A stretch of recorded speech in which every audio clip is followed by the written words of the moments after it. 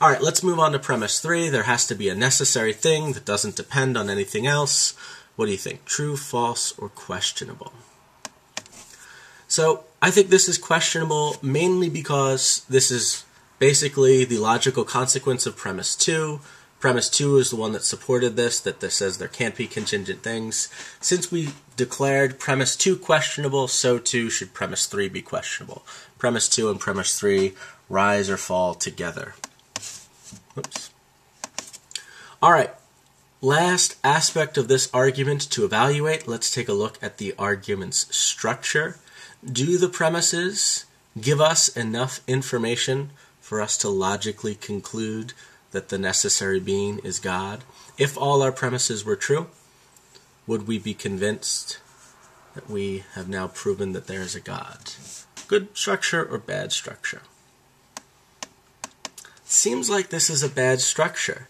If this argument is successful, if we can buy all the premises, this argument only proves to us that there has to be some necessary thing. But that does not mean that the necessary thing is God. Notice the word God is just smuggled in right in the final conclusion. It's not mentioned at all in the rest of the premises. So we've maybe proven that there's some necessary being or some necessary thing. But that necessary thing is a lot far removed from the type of idea we have when we're talking about God. Remember our O3 God, a God that's powerful, smart, good and loving, the creator of the world. Does a necessary thing have to have any of those qualities? Doesn't have to be smart, doesn't have to be good. A necessary thing doesn't even have to be a being, the sort of sentient entity that's capable of thought and action. And it certainly doesn't have to be a spiritual being, a non-physical being, an immaterial being. It doesn't have to... I guess it still has to exist. Let's cross out that no. I put that mistakenly, because if it's a necessary thing, it absolutely has to exist. But a lot of these qualities are just off for our necessary thing. So it seems like we have a bad structure. The necessary thing idea doesn't necessarily equal God. And here are some other things out there that people point to and suggest are in fact necessary. And none of these things seem like they count as God. Some people think that mathematical claims and mathematical objects like numbers are necessarily in existence. They couldn't not exist. The number 12, the fact that 2 plus 2 equals 4 is necessarily true.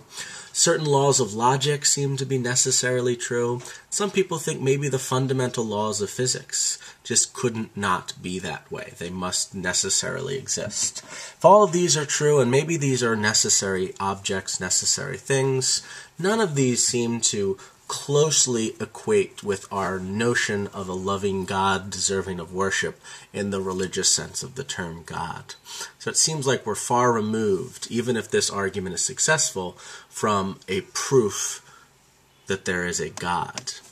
So overall, just to wrap up this evaluation of Richard Taylor's version of the cosmological argument, it seems like our second premise is the iffy premise. It's not clear that there can't be contingent things. Maybe there can only be contingent things.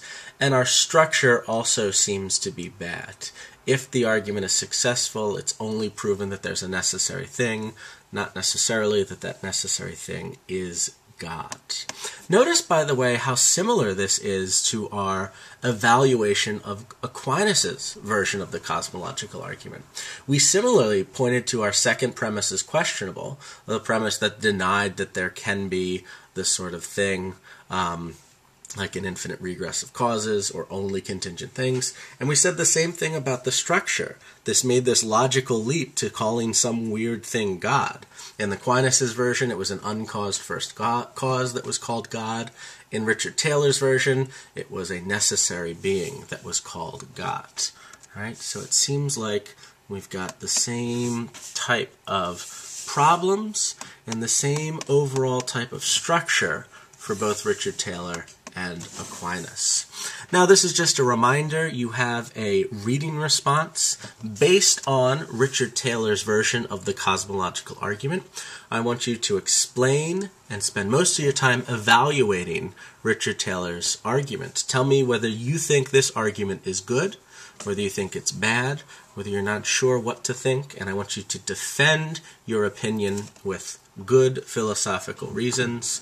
Note that when we say the premise is questionable and the structure is bad, these are not knockdown, absolutely devastating criticisms of the cosmological argument. When you say a premise is questionable, all that means is you should support it more. Maybe there's more evidence out there that can support why you would think premise 2 is true.